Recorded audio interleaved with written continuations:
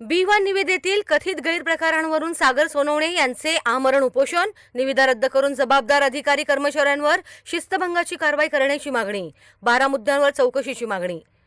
जिल्हा परिषद अहिल्यानगर अंतर्गत प्रसिद्ध करण्यात आलेल्या B1 निविदेमध्ये नियमबाह्य बाबी, कथित गैरप्रकार, पारदर्शकतेचा अभाव तसेच वादग्रस्त कार्यपद्धती अवलंबण्यात आल्याचा आरोप करत सागर भागवत सोनवणे राहणार गुहा तालुका राहुरी यांनी जिल्हा परिषद मुख्यालयासमोर शुक्रवारी दिनांक 14 ऑगस्ट 2026 पासून आमरण उपोषण सुरू केले आहे। या संदर्भात त्यांनी मुख्य कार्यकारी अधिकारी जिल्हा परिषद अहिल्यानगर यांना निवेदन देऊन B1 निविदा रद्द करण्यासह जबाबदार अधिकारी आणि कर्मचाऱ्यांवर शिस्तभंगाची कारवाई करण्याची मागणी केली आहे।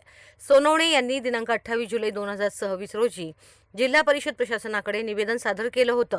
मागण्या मान्य न झाल्यास आमरण उपोषण करण्याचा इशारा त्यांनी दिला होता। त्यानुसार दिनांक 14 ऑगस्ट पासून उपोषण सुरू केल्याचं त्यांनी निवेदनात नमूद केलं आहे।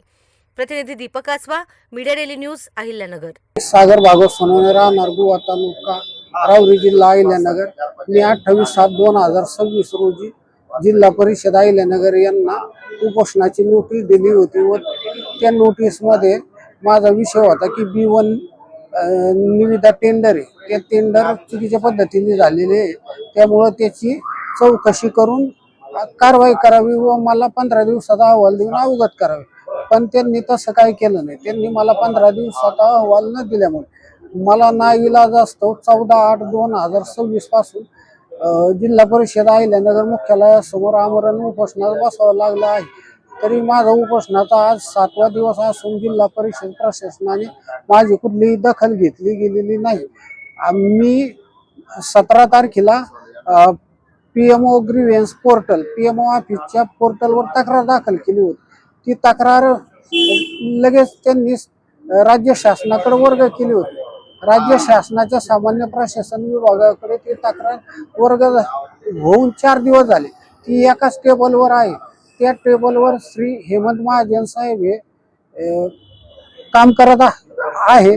तर त्यांनी ते माझी उपोषणासारखी एवढं संवेदनशील मुद्द्याची दखल घेतलेली नाही। ती माझी तक्रार 4 दिवस झाले आज त्याच टेबलवर आहे। माझी अपेक्षा आहे की त्यांनी लवकरात लवकर ते खाली जिल्हा परिषद अहिल्यानगर यांच्याकडे वर्ग करावी किंवा ग्रामीण विकास विभागाकडे वर्ग करावी, पण ती अजून वर्ग केलेली नाही। मी वेळोवेळी मुख्यमंत्री, उपमुख्यमंत्री यांना ईमेल करून माझ्या उपोषणाची दखल घेण्याबाबत विनंती केली होती, तरी पण त्यांनी पण कुठल्याही प्रकारे माझ्या उपोषणाची दखल घेतलेली नाही। माझी तब्येत आता एकदमच नाजूक होत चाललेली आहे, तरी पण प्रशासन माझ्याकडे बघत नाही किंवा माझ्या उपोषणाची दखल घेत नाही।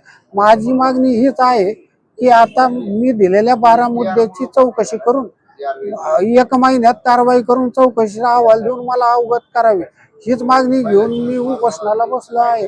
तरी पण माझ्या उपोषणाची दखल घेतली जावी ही नम्र विनंती।